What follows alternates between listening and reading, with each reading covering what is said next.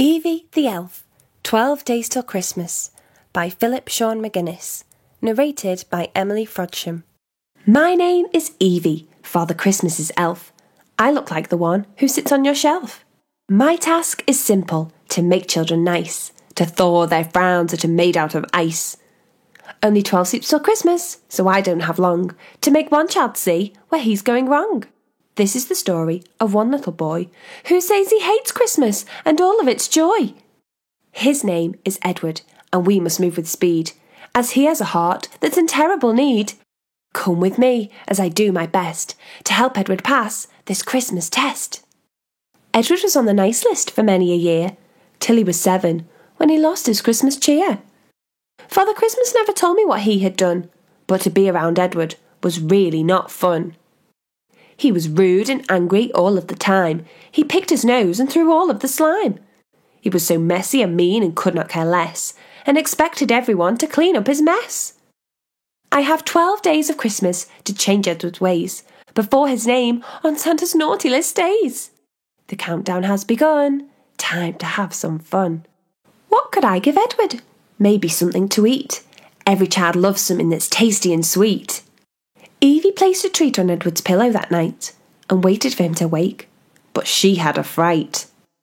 Oh dear, he doesn't like my Turkish delight. I hoped he'd wake cheerfully, his eyes wide and bright. The countdown moved to 11, time for Christmas heaven. Edward spent the next day stomping around the house. He was so loud he scared a tiny little mouse.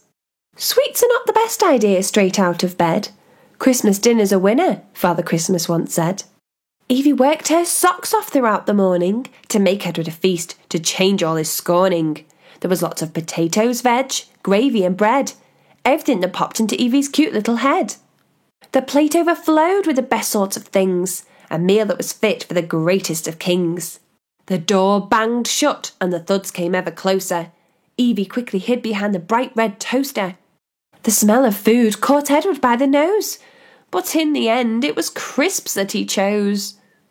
Evie slumped on the worktop, covered in flour. What a waste of a day, and many an hour. The countdown dropped to 10. Time to start again. Day 10 was wasted, chestnuts roasting on the fire. Day 9 Edward spent hiding from the Christmas choir. Day 8 I played my Christmas movie marathon.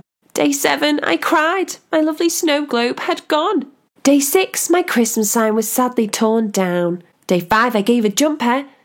Edward wore a frown. Day 4 I thought a letter to Santa would set him free. Day 3 was the day I put up the... You'll soon see. The countdown was now at 3. Time to put up the tree. There is one way for certain to spread Christmas cheer, to put up decorations we've been waiting all year. A Christmas dinner's not everyone's cup of tea, but we really love a decorated tree. Evie pushed at the boxes with all of her might, but the size of the task was a terrible sight. Evie was measured, she was only 2 foot tall, which even for an elf was incredibly small. That's when our Evie remembered her special gift that Santa Claus had given her during his lift. A dash of magic, the boxes began to dance. Evie knew that this time she really had a chance. To help Edward remember who he used to be, he opened the door to the magnificent tree. The front door slammed shut and the tree gave a wobble. In clumped poor Edward with a terrible hobble. He had tripped on a tree branch whilst running outside. He walked past the gift Evie had planted inside. Evie looked on sadly as Edward limped on past. She had hoped that this was the thing to change him at last. The countdown struck 2. Time for a brew. Edward still looked careless, so bored and so blue. Evie was starting to feel terribly sad too. There's one little thing that makes Christmas spirit grow. That's to cover the ground in perfect white snow. Evie looked in her sack, all covered in glitter, to find the snow machine to turn the wind bitter. She found it next to the cotton candy machine. She stepped out of the front door and gave it a clean. Evie held it up and with a gentle whisper she said, "Let's have some snow to turn the air crisper." With a swish and a crank and a swirl in the air, the ground turned whiter than a polar bear. Sprinkles of white pearl softly fell from the sky. pretty and gleaming, they'd bring a tear to your eye. Edward ran to the window, Evie fell to the floor. To Evie's great surprise, a big smile Edward wore. Snowdrops reminded Edward of time with his mum, when the world didn't seem so cold, so cruel, so glum. Evie beamed through the window with a mile-wide grin, because Edward's behaviour was only skin thin. It was being alone that made Edward afraid. Now his name on the naughty list began to fade. The countdown hit 1. Christmas has begun. Just 1 day left to take Edward's name off the list, and now our story begins to take a big twist. Edward played all on his own for many an hour, building snowmen that were taller than a tower. Evie watched from the window. She was filled with pride. The real Edward came out that he'd tried to hide. Suddenly Edward stopped still, right there in his tracks, as a small cry called out from an old pile of sacks. Edward followed the whimpers and pulled back the junk. A smell hit his nostrils that was worse than a skunk. A small black creature was curled tightly in a ball. Its cries for help were becoming ever so small. It didn't move an inch, and it began to whelp. Edward could see that it needed his help. The fair ball bowed his head, and Edward scooped him up. It was lighter than a tiny 10-week-old pup. So Edward ran quickly through the pearly white snow, as fast as his cold little legs would let him go. Edward put it in his jumper, right by the fire. The dog barked gently, and its fur became drier. Edward combed its fur back with a brush of his mum's, and massaged its ears with both of his thumbs. Edward gave it food for a dog's Christmas dinner.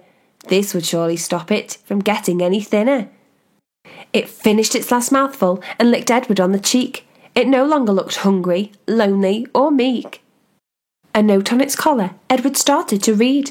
The little dog looked up at him, as if to plead. Edward, if you are reading this, please help my friend.